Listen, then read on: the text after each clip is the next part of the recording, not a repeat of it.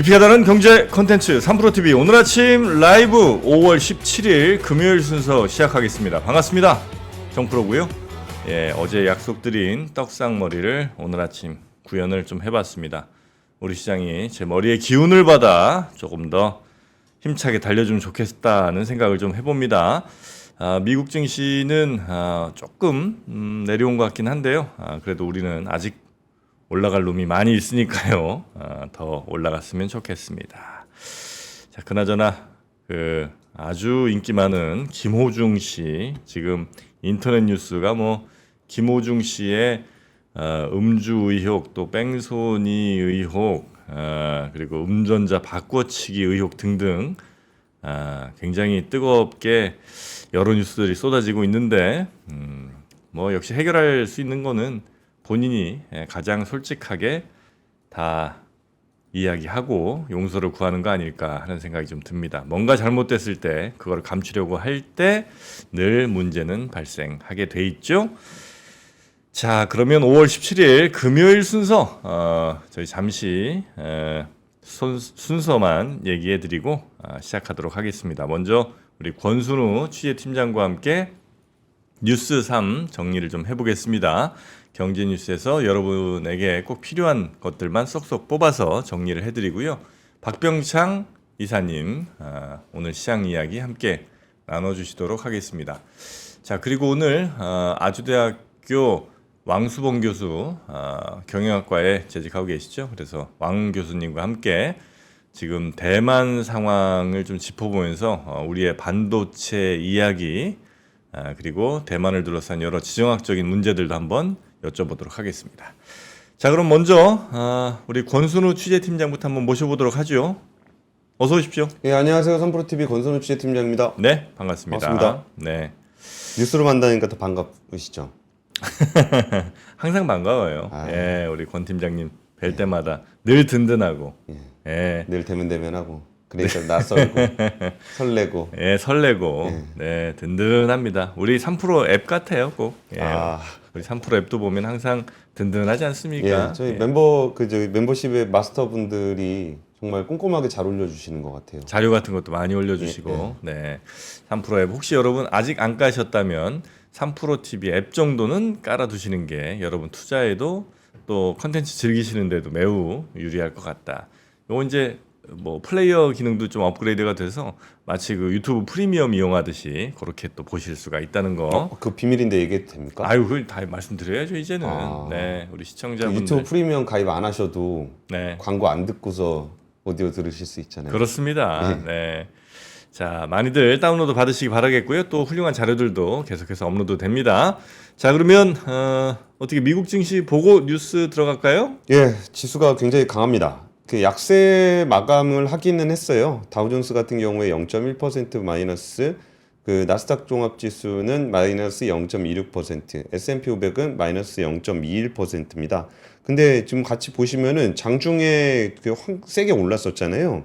다우존스가 장중 4만 선을 넘어섰습니다. 네. 그리고 S&P 500하고 나스닥 지수 같은 경우도 장중에 역대 최고치를 경신했습니다. 그러니까 이 역대 최고치라는 게 참 우리는 실감이 잘 안 나는데, 우리는 코스피가 예전에 한번 3천을 갔다 왔기 때문에 그 역대 최고치라는 말에 조금 낯설음을 좀 느낍니다. 네. 그리고 저도 이제 이코노미스트들하고 얘기를 나누다가 뭐 금리 인하에 대한 기대감 좀 내려가고 그러면은 이제 지수가 이렇게 어느 정도까지 갈 수 있겠냐, 지금 사상 최고치를 계속적으로 경신하는 게 가능하겠냐라고 좀 그런 얘기 나눴을 때 이코노미스트들은 오히려 좀 이렇게 원론적인 측면에서 사상 최고치를 그렇게 낯설게 느끼진 않더라고요. 네. 그러니까 기업 활동은 이제 기본적으로 성장을 전제로 하게 되잖아요. 네. 그러면 모든 기업들이 성장을 위해서 열심히 일을 하고 있고, 그러면 지수가 사상 최고치를 경신하는 거는 낯선 일은 아니라는 거예요.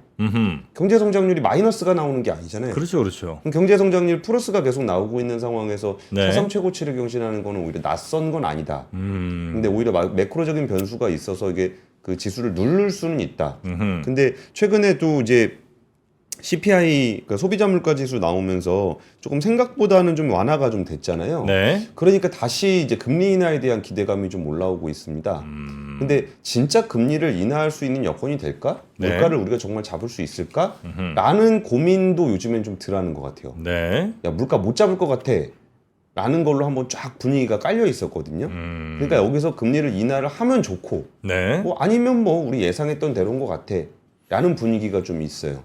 여기에 더해서 그 미국 정부가 지금 대선 앞두고서 지금 예산이라든지 뭐 채권 발행을 줄일 가능성도 별로 없어 보이잖아요. 네. 그러니까 연준이 드라이브를 거는 분위기가 아니라 오히려 정부가 드라이브를 거는 약간 분위기가 있습니다. 그러니까 연준은 이제 금리를 올리지만 않아도 그냥 뭐 다행이다. 어차피 정부는 이제 대선 앞두고서 뭐 줄인다 소리는 못 할 거니까 네. 이런 기대감들이 좀 있는 것 같습니다. 그러니까 CPI에 대한 기대감이, 그러니까 CPI가 이렇게 나오다 보니까 금리 인하에 대한 기대감이 계속 나오고 있고, 존 윌리엄스 뉴욕 연준 총재 같은 경우는 지금 통화 정책을 바꿀 만한 어떤 지표도 보이지 않는다라고 네. 얘기는 하고 있습니다. 근데 뭐 시장에서는 그거에 대한 부담은 별로 안 갖고 있는 것 같고요. 그 한국개발연구원 KDI에서는 오히려 물가가 하반기에 2.3%로 빠르게 안정을 되찾을 것이다. 내년에 한국은행 안정 목표 2%에 근접한 2.1%까지 내려갈 수 있다. 우리 물가가? 예, 우리 물가. 아, 그래요? 예, 그러니까 오히려 우리는 지금 환율은 뭐 올라갈 만큼 올라갔으니까 이 정도면 우리가 먼저 금리를 내릴 수도 있다라는 기대감까지 좀 나오고 있어요. 그래서 오히려 매크로 지표들은 그러니까 워낙 부정적으로 좀 생각하고 있기 때문에 네. 그러니까 뭐 금리 인하에 대한 기대감이 크게 있진 않아서 오히려 지금 물가 지표들을 보면서 금리를 좀 인하할 수도 있지 않겠느냐라는 기대감이 좀 나오고 있는 상황입니다. 네. 자, 우리 물가 인하 시점 그리고 미국의 물가 인하 시점에 대한 관심들이 굉장히 많을 수밖에 없는 그런 상황인 것 같고요. 자, 그러면 첫 번째 뉴스부터 한번 시작해 보도록 하겠습니다. 예, 첫 번째 뉴스는요. 그 시진핑 주석하고 푸틴 대통령이 만났다는 소식을 어제 유종훈 기자가 전해줬는데 네. 확실히 굉장히 끈끈한 우정을 과시를 하고 있습니다. friend, 아, 그래요? my 알 친구 뭐 이렇게 얘기하면서 오랜 친구 이렇게. 아, 파이어 에그 프렌드. 네, 오랜 친구 얘기하면서 네. 5번째 임기를 축하해. 너 세 번째지. 좀 더 해. 아, 할 수 그래. 있어. 네. 날 보란 말이야. 그럼 2번 더 할 수 있어. 뭐 이런 거. 어디 하얼빈이랑 뭐 베이징 두 군데서 만난다고 그랬나요? 위치까지 제가 잘 모르겠습니다. 그렇습니까? 예. 네. 그리고 수교 75주년을 맞아서 새로운 시대를 위한 포괄적 전략 협력 동반자 관계 심화에 관한 공동 성명이라는 걸 발표를 했고요. 여기서 그 양국 모두의 이익에 부합할 뿐만 아니라 세계 평화와 안정에도 도움이 된다. 중국은 러시아와 상호 신뢰하는 이웃, 친구, 파트너로 국가 발전과 부흥을 공동으로 추구하고 세계 공정과 정의를 수호할 준비가 됐다. 참 낯선 단어들이죠. 이분들이 쓰시기에는. 네. 근데 그러니까 우리가 이제 항상 상대적인 관점을 좀 봐야 되잖아요. 그러니까 이 공정과 정의를 수호라는 개념이 이쪽에서도 그렇게 얘기하는 겁니다. 왜냐하면 좀 이따 설명을 드리겠지만 미국에서도 중국에 대한 어떤 무역 보복들을 계속적으로 하고 있거든요. 네. 그러니까 지금 상황에서는 오히려 공정무역하자고 주장하는 게 중국이 훨씬 더 주장을 많이 합니다.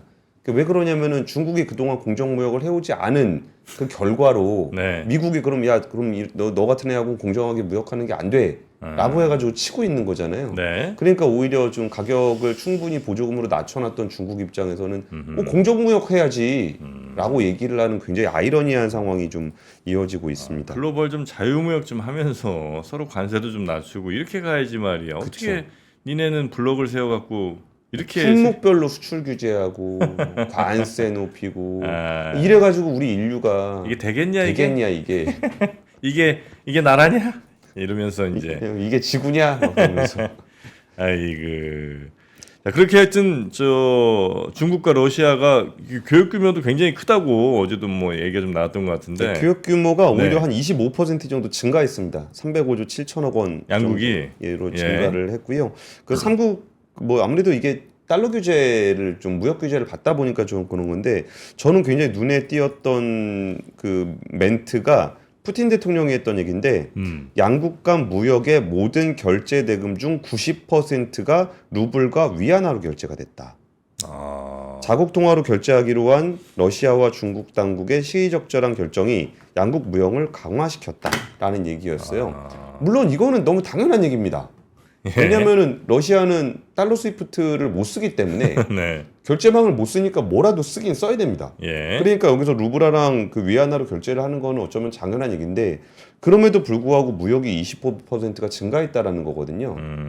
이게 화폐라는 거는 원래 신뢰를 기반으로 하기 때문에 네. 그러니까 서로 믿고자 하면은 되는 겁니다. 음흠. 근데 사실 못 믿는 이유가 이렇게 중국, 러시아 그러니까 예전에 그 공산주의와 그 자본주의가 패권 경쟁을 하던 그 미국과 소련 시대에도 네. 중국이랑 소련은 사이가 그렇게 좋지 않았습니다. 그랬죠. 예. 네. 그리고 뭐 북한이랑 중국, 러시아가 뭐 사이가 좋다고 생각하시는 분들도 있겠지만 거기도 별로 사이가 안 좋아요. 그냥 미국이라는 공공의 적이 있었기 때문에 오히려 좀 그 상대적으로 좀 친해 보이는 효과가 좀 있는데 지금 여기서 뭐 그러니까 중국이 뭐 러시아를 엄청나게 믿어가지고 위안화 루브라 결제를 하고 네. 러시아가 중국을 엄청 믿어서 위안화 루브라 결제를 하는 게 아니잖아요. 방법이 없다 이가. 방법이 없다 아이가. 네. 그러면은 야 이럴 때 오히려 신뢰가 돈독해질 수 있습니다. 아, 이렇게 하다 보면 또 서로 여기서 서로 만약에 나 이거 안 갚어 이거 한번 하면 이제 지구상에 갈 데가 없습니다. 예, 예.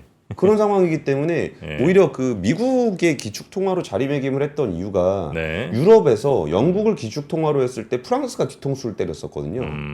그러니까 자기들끼리 못 믿으니까 미국으로 달려간 거예요. 네, 네, 네. 근데 네. 이런 상황에서 미국의 달러를 못 쓰게 됐을 때 이제 둘이 연계를 하게 된 거는 그러니까 미국으로부터 어쩌면 뒤통수를 맞은 겁니다. 그러니까 달러를 통해서 원래 교역을 하기로 했었는데 네. 그러니까 사실 뭐 달러를 쓰게 할 때 뭐 은행에다 예금을 넣을 때 뭐 전쟁 나면 전쟁 일으키면은 예금 안 돌려줍니다. 요런 계약 없었잖아요. 그냥 언제든지 돌려줄 수 있다 그러고서 거의 외환보유고의 60%를 러시아는 뺏긴 입장이거든요. 네, 네, 네. 그러다 보니까 이 둘이 공모해지는 그 관계들이 어쩌면 앞으로 우리가 살아가야 될 그 최근 지난 30년과는 좀 다른 풍경으로 한 30년을 더 지내게 되지 않겠느냐라는 좀 전망들이 좀 나오는 거예요. 근데 이제 조금 뭐 그 나라가 뭐 한다면 이제 할 수 있는 걱정들은 상대국의 화폐 가치가 그대로 잘 유지되게 되냐. 특히 이제 뭐 위안화야 그나마 좀 잘 유지가 될 텐데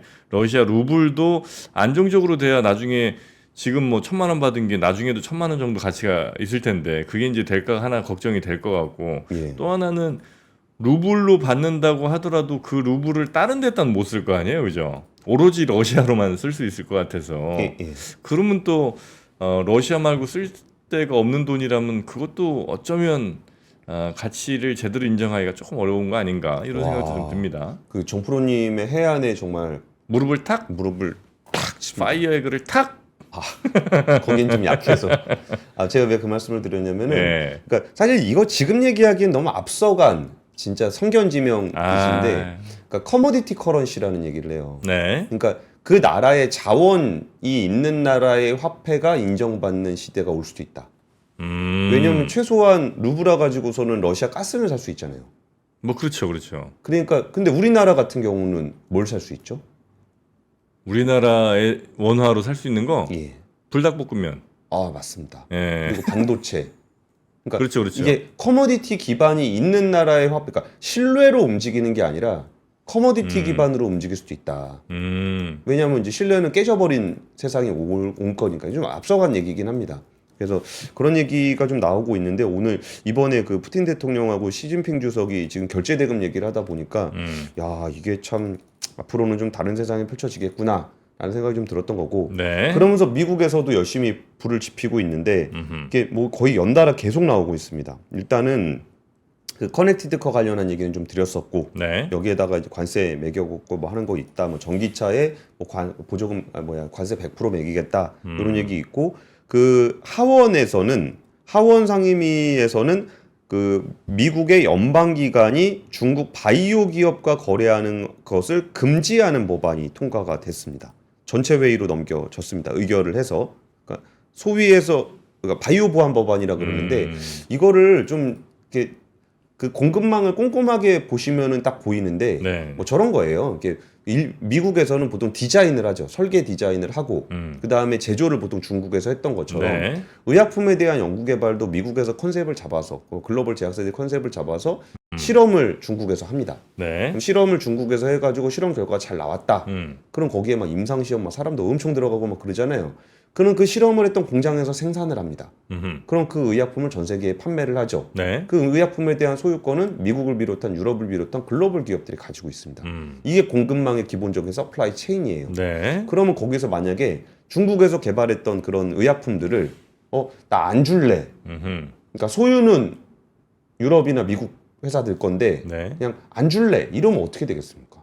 그렇죠. 그리고 또 거기서 생산된 수많은 뭐 임상에 따른 여러 제약품들 자신들이 다 누릴 수도 있을 거 아니에요. 사실은. 그렇죠. 지적재산권을 뺏을 수 있는 건데 그렇죠. 그러니까 룰을 지키는 입장에서는 그건 말도 안 되는 일이죠. 네. 근데 룰이 없는 상황이 되면 어떻게 될 것인가? 아. 라는 것에 대한 고민들을 이제는 진지하게 하는 겁니다. 네네. 근데 코로나19 때 인도에서 그거 했었잖아요. 뭐 있죠? 그 백신 우리 땅에서 만든 백신은 맞아. 반출하지 않겠다. 네. 그러니까 그런 일들이 실제로 벌어지고 나니까 어떤 글로벌한 신뢰가 깨지고 있고 그러다 보니까 연방기관과 바이오 물론 이 상황에서의 수혜주라 그러면은 뭐 삼성바이오로직스 얘기하시는 분들 꽤 있죠. 네. 그러면은 그 우방국들 사이에서 네. 이 정도 캐파 가지고 있는 바이오 시설 있는가? 음흠. 삼성바이오 있죠. 근데 삼성바이오. 예. 그래서 이거 여담인데 그 삼성바이오가 제가 보기 꽤 잘하거든요. 네. 근데 삼성그룹에서 삼성바이오에 대해서 굉장히 좀 강하게 뭘 이렇게 홍보하거나 그러지는 않는 분위기가 있어요. 왜? 삼성바이오 얘기하면 이재용 회장 그 삼성바이오 분식회계 자꾸 떠오른다고. 삼바. 예. 아. 그래가지고 웬만하면 언급을 잘 안 하는 편이다. 뭐 이런 여담도 좀 있습니다. 네. 우리나라에 그 CMO, CDMO 하는 데가 꽤 많죠. 많고 잘하기도 하고. 그러니까 삼성바이오는 전 세계에서 캐파 제일 큰 데잖아요. 그렇죠. 거기 크고 우리나라에서 또 뭐 SK도 있고 SK도 있고 롯데도 있고. 뭐 대기업들도 대체로 하고 예, 예. ST팜 뭐 이런 데들도 꽤 그죠. 크게 동아. 하죠. 예. ST팜. 예. 거기도 있고 뭐 한미약품 예. 이런 데도 있고 꽤 있습니다. 예. ST팜 샀잖아. 그 얘기 하시려고 그런 거였구나. 딱 올랐잖아요. 예. 그리고 드론 관련해서도 30% 관세 부과하기로 했습니다. 중국 드론이 세계 최강이죠. 네, 거기 매년 5%씩 추가 인상을 하겠다라는 네. 건데 사실 드론에다 관세 부과하는 거는 뭐 이거는 상계 관세나 보복 관세 이런 개념이 아니잖아요. 예. 그냥 이거는 정말 그냥 퓨어하게 미국이 중국에 비해서 드론 경쟁력이 떨어지는 건데 예. 그냥 거기다 30% 관세 부과하기로 했습니다. 그러니까 뭐 이런 법안입니다. 법안이 발의가 됐는데 드론에 30% 관세를 부과하는 법안이 발의가 됐다. 그겁니다. 그러니까 시행이 된 게 아니라 발의가 됐다라는 말씀까지 전해드리겠습니다. 자, 첫 번째 뉴스 하여튼 시진핑과 푸틴의 만남, 그 관련된 뉴스를 좀 전해드렸고요. 자, 그러면 두 번째 뉴스도 한번 가보도록 하겠습니다. 예, 두 번째 뉴스는 최저임금을 받지 못하는 분들, 최저임금 미만율에 적용되는 분들이 300만 명을 넘어섰다. 우리나라예요? 예, 그런 얘기인데 요 얘기는 제가 이 뉴스를 그대로 전해드리려고 그런 게 아니라 예. 드디어 최저임금의 계절이 돌아왔다. 너 지금 이제 협상해야죠. 예, 협상을 이제 시작하게 될 건데 다음 주 21일에 첫 전원회의가 열립니다. 그래서 올해의 관심사는 지난해 넘지 못한 최저임금 10,000원을 돌파할 것인가. 근데 최저임금 올해가 9,860원이기 때문에 1.4%만 올라도 10,000원이 넘습니다. 10,000원 넘겠네요. 10,000원 넘게 될 건데 제가 이 뉴스를 전하면서 왜 최저임금이 계절이 돌아왔다라는 말씀을 드리냐면은 지금부터 이제 최저임금 관련한 다양한 프레임들이 난무하게 될 겁니다.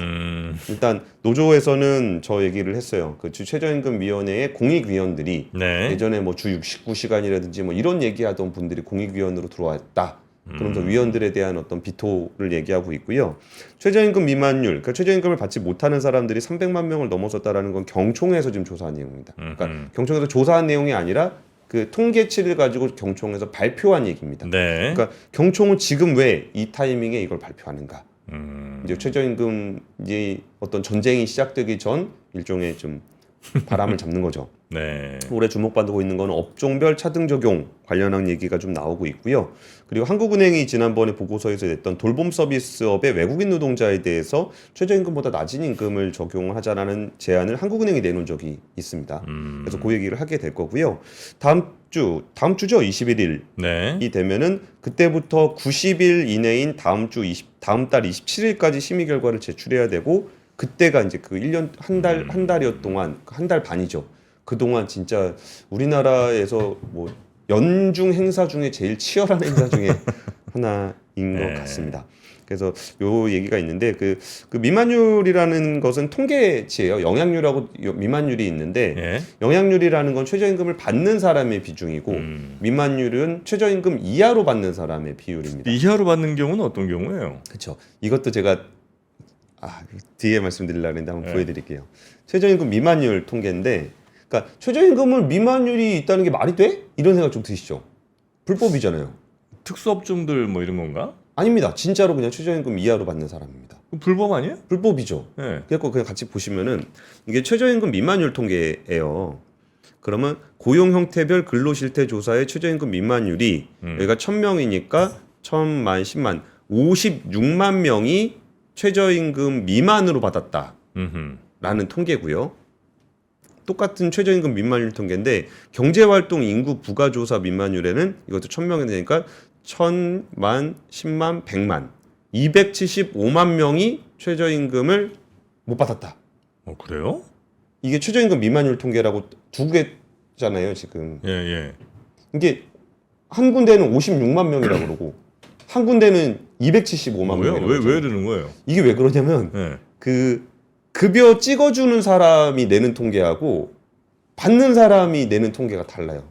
아, 그래요? 그러니까 원래 불법이라는 거는 신고가 접수돼 가지고 이게 신고를 해서 행정기관에서 야 이거 불법이네라고 해야 불법인 거잖아요. 네. 그러니까 이거를 조사를 할 때 고용태별 근로실태 조사할 때는 사람들한테 설문을 하는 거고 설문하는 게 아니라 이 데이터를 받는 거예요, 기업으로부터.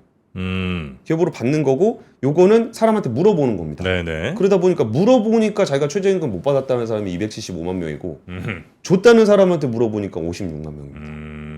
그러니까 요런 것들도 있다는 얘기를 좀 드리고 싶어요. 네네네. 그러니까 최저임금 미만율이라는 영향 통계 나올 때 네. 이런 것들도 좀 염두에 둬서 이렇게 보시면 좋을 것 같다는 얘기를 좀 드리고요. 최저임금 얼마까지 받아보셨어요? 저요? 예. 전 예전에 700원. 700원. 네, 와. 커피숍 뭐 이런 데는 하여튼 그때 이제 그때는 최저임금도 안 지키는 사람도 좀 많았던 것 같기도 하고 최저임금에 대한 개념도 조금 약간 희미했던 것 같기도 한데. 저는 1,700원. 1,700원. 아, 세대 차이 많이 느낍니다. 아, 제가 7,000원이었나요, 그러면?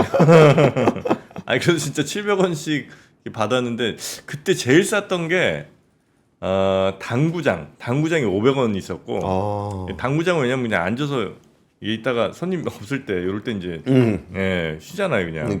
연습구 칠 수 있어가지고 연습구 칠수 있고. 선호되는 알바였죠. 예, 그리고 당구장, 당구 얼마나 치세요? 제가 200인데 말입니다. 오. 200들 또 저한테 많이 울고 갔죠. 인천 200? 그 정도까지는 아닙니다. 아니 그래서 이제 당구장이 쌌고 그다음 커피숍 이런 데 좀 쌌고 그리고 비디오방 쌌습니다. 비디오방. 예, 비디오방. 근데 비디오방은 뒷정리할 게 많잖아요. 아하, 또 그렇게 선정적으로 가나요? 그것조차 기쁨이었죠. 네. 자, 여튼 그래서 이제 최저임금이 예전에 막 몇백 원 하던 시절도 있었고. 한번 그냥 추이 같이 한번 보시자고 했었어요. 이때가 그 최저임금 많이 올라가지고 정말 사회적으로 많은 갈등이 있었던 시절이고요. 아, 그거 팍 치솟았을 때. 예, 예. 아, 그때가 이제 그때군요. 근데 최저임금 700원이면 거의 1990년인데요. 그래요. 예, 예. 아니 그때 700원도 잘 안 주던, 그러니까 그 최저임금을 잘 안 주는 사람이 많았던 것 같아. 미만이셨나 보죠. 네네네. 그때는 막 그냥 그래서 못 받는다고 해서 최저임금 못 받는다고 막 어디 신고한다고 이런 생각조차는 못 맞아요. 하고. 싫으면 나가는 거였죠. 예. 그나마 그 월급조차도 안 주는 그 사장들도 많았어요. 예, 예. 그래서 최저임금 관련해서 어떤 얘기를 좀 드리고 싶으냐면은 네. 이게 좀 워낙 예민한 이슈여갖고 진짜 불이 붙으면은 제가 뉴스 전하기가 좀 부담스러울 것 같아서 불 붙기 전에 먼저 말씀을 좀 드리겠습니다. 네. 최저임금은 법적으로 근로자의 생계비, 음. 유사 근로자의 임금, 노동 생산성 및 소득 분배율 등을 고려하여 정한다라고 법에 나와 있어요.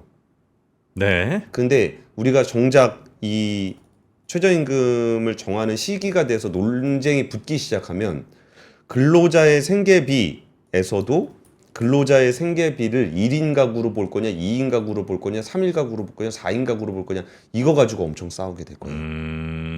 네네. 근데 우리가 상식적으로 생각했을 때 근로자의 생계비는 보통 1인 가구를 얘기하죠. 그렇죠, 나의 그렇죠. 생계비를 네네. 얘기하게 되는 게 있고 이게 노동 생산성이라 그러면 굉장히 기분이 나쁩니다. 뭐 노동이 생산을 잘 못한다는 얘기냐 그런 게 아니라 노동 투입량 대비 생산량이기 때문에 생산을 많이 못하는 기업들은 노동 생산성이 낮게 나옵니다. 그런 것도 있고 또 그 최저임금의 효과에는 구조조정 효과도 사실은 있습니다. 구조조정? 최저임금을 못 줄 정도의 사업자는 정리가 되는 게 차라리 맞다. 하긴 근데 그런 이야기 하신 분도 사실 많이 계시긴 하죠. 그러니까 이게 최저임금이라는 법이 가지고 있는 취지가 이런 게 있다는 말씀을 좀 드리는 거예요. 네. 왜냐하면은 실제로 게임에 들어가게 되면은 거기서는 정말 줘야 되는 사람과 받아야 되는 사람의 경쟁이기 때문에 네. 여기는 정말 치열하거든요. 근데 최저임금이라는 것이 진짜 어떤 취지를 가지고 있고 어떤 기준을 가지고 정하도록 돼 있는지에 대한 원칙을 좀 이렇게 뜨거워지기 전에 한번 네. 말씀드리고 싶었습니다. 아니 약간 좀 업종별로는 좀 달라야 되지 않나 하는 생각이 살짝 저는 이제 들긴 하던데 예를 들면 뭐 누가 뭐 덜 받아야 된다는 건 아닌데 예전에 제가 말씀드린 것처럼 무슨 비디오 방에서 앉아 있는 거랑 그다음에 쿠팡에서 막 박스 막 하는 거랑 당연히 이제 쿠팡 박스가 더 많이 받아야 되지 않나? 그런 생각을 이제 하는 거죠. 근데 다 근데 그거를 예. 그러면 왜 그분들이 다 최저임금을 받아야 돼요? 그렇죠, 그렇죠. 그건 맞는 얘기입니다. 그러니까 최저임금은 네. 하한선인 거지. 그렇죠, 그렇죠. 근데 자꾸 다 하한선으로 맞추려고 하니까 문제인 예. 거죠. 근데 뭐 기업들 입장에서는 또 안 그러면 뭐 이게 안 생기니까 못 해먹겠다 이제 이럴 수도 있는 거니까. 그러면 여튼 자기가 경영을 똑바로 했는지에 대해서 고민을 좀 해야 될 겁니다. 이 법의 취지가 그래요. 그렇죠, 그렇죠. 예, 예. 네. 자 그러면 세 번째 세 뉴스는 번째 뉴스요. 빨리 전해드리겠습니다. 코드 커팅이라고 그래서 유료 방송 우리가 이제 케이블 TV라든지 아니면 IPTV라든지 이런 네. 게 있는데 여기 가입자가 집계 이후 처음으로 감소했습니다. 0.1% 감소했다라는 건데 하반기 유료 방송 가입자가 3,631만 100명으로 0.1% 감소했다. 이게 IPTV 같은 경우는 그래도 꾸준하게 늘어나고 있었거든요. 근데 여기서 IPTV조차도 조금 IPTV는 지난해 상반기보다 0.54% 늘어나긴 했습니다. 네. 근데 증가세가 굉장히 둔화되는 흐름을 보이고 있고요. 종합 유선 방송은 0.71%, 위성 방송은 2.04% 감소하면서 전체 유료 방송 시장은 조금 더 감소했습니다. 그래서 여기서 제가 뭐 유료 방송 요새 많이 감소한다는 거 원래 그런 거 아니었어요? 라고 생각하시는 분들도 좀 있을 것 같은데 네. 여기서 제가 말씀드리고 싶은 두 가지가 있는데 하나는 기술적인 변화입니다. 기술적인 변화가 OTT 얘기하시는 분들도 많지만 요즘에 삼성이라든지 LG TV를 사면은 TV를 켰을 때 TV가 안 나옵니다. OS가 나옵니다. 마치 그 컴퓨터 화면처럼. 예. 예. 그리고서 여러 가지 앱 중에 하나로서 맞아. 이게 TV 화면이 나옵니다. 그러니까 예를 들면 이거 여기에 나와 있으면 좋은데 여기 안 나오긴 한데 이게 삼성 TV 플러스 키면 삼성 TV 플러스 앱이 나오거든요. 네. 근데 그러면은 요런 데에 예를 들어 뭐 지니 TV 이런 게 나옵니다. 맞아요. 뭐 넷플릭스, 뭐 유튜브. 넷플릭스, 유튜브 옆에 지니 TV, 뭐 SK 브로드밴드 이런 게 나옵니다. 네네네. 그럼 여기서 내가 누르고 들어가야 돼요. 그러니까 예전에 우리가 생각하는 TV라 함은 네. 딱 키면 TV가 나오고 드르륵 돌려서 보는 게 이게 TV잖아요. 네. 근데 이게 아닌 세상이 됐어요. 그리고 앞으로 디바이스를 내놓는 대부분의 하드웨어 회사들은 이 제일 첫 화면을 가지기 위해서 엄청나게 치열하게 경쟁할 겁니다. 그렇겠네요. 예, 그러면서 이 이제 유료 방송에 대한 나머지 그냥 뭐 TV 플러스 무료로 보여주는데 삼성 TV 사면 네네. 거기에 돈 내고 내가 그 유료 방송을 봐야 돼? 라는 수요들도 굉장히 많이 수요 변화가 있을 거고요. 또 하나 말씀드리고 싶은 요즘은 거는 또 그 아예 선을 연결 안 하고 그죠? 인터넷선으로 하는 거죠. 인터넷선 연결하거나 아니면 무선으로 하는 데들도 있더라고요. 집에 이제 공유기 있으면 그쵸. 와이파이로 잡아갖고 예, 예. 그러니까 전원선 말고는 연결할 게 없는 경우가. 맞아요. 예전에는 막 그 안테나선 해갖고 저 옥상에서 이제 그 안테나 쫙 이렇게 방향 예, 예. 쫙 돌리면 이제 잘 맞는 부분 있지 않습니까? 예, 예. 시시거리다 딱 맞는데 거기다 야 9번 거기 맞아 이제 이러면서 밑에 층에서 막 소리 지르고 이제 딱 맞춰놨어. 근데 이제 그리고 쫙 내려왔는데 바람 또 세게 불면 또샥 또 이거 돌아가갖고 그럼 막내 가서 잡고 있어야죠. 막내 가서 잡고 있다가 또 번개 맞으면 또 이렇게 번개까지 전기 막 맞아요. 아니, 이거 마지막 꼭 한마디 드리고 싶어요. 네. 이게 이제 세상이 변하고 있는 건데 네. 거기서 그 세상이 변하게 되면은 제도도 많이 변해야 돼요. 음. 근데 제도 예를 들어서 이렇게 변하는 세상에서 유료 방송이 많이 줄어들고 있는데 예를 들어 방송통신 발전 기금 같은 거 있어요. 그런 것들에 의존하고 있는 게 이제 홈쇼핑에서 그거를 발전 기금을 엄청나게 받아가거든요. 근데 이런 식으로 유료 방송이 줄어들게 되면 홈쇼핑의 매출이 줄어들게 되고 방송통신 발전 기금이 줄어들게 되고 방송통신 발전 기금이 줄어들게 되면 네. 그걸로 하던 공익 사업들도 줄어들게 됩니다. 그러니까 이런 시대적 변화에 따라서 제도를 바꿔줘야 되는데 네네네. 이게 이해관계가 복잡하다 보니까 바꾸질 못해요. 그래서 이런 부분들이 세상 변함에 따라서 제도도 그때그때 바꿔줘야 된다 하는 말씀까지 좀 전해드리고 싶어서 네. 유료 방송 그걸 좀 준비를 했습니다. 추억팔이 하나만 더 하자면 이제 우리 집 안테나가 별로 안 좋은 거예요. 보통 이제 한 집에 뭐 두세 집씩 살았으니까 이제 새로 안테나 산 집이 있어. 새로 안테나 산 신형 안테나 딱 봐도 좋아 보여. 이제 그 안테나 있는 데다가 슬쩍 우리 집 선을 연결합니다. 문제가 뭐냐면 한 안테나에 그렇게 두 집으로 가잖아요. 예. 신호가 약해져. 아, 그래갖고 그 집이 잘 나오다가 뭔가 좀 이상해. 그럼 이제 위에 와서 안테나 검사하죠. 그러면 이제 걸리지. 그러면 이제 막 또 세입자끼리 싸우는 겁니다. 이거 정씨 말이야. 그러면 되냐고. 안테나를 사라고. 네, 그랬던 기억이 얼핏 납니다. 아유 참 예전이네요. 네. 그러다 어떻게 지금 이제 뭐 유선 케이블 유선도 다 지나가고 IP 지나가고 이제는 인터넷 TV 시대로 아예 TV라는 개념이 애매해지죠. 네네. 모니터? TV와 모니터의 차이. 그만하겠습니다. 예.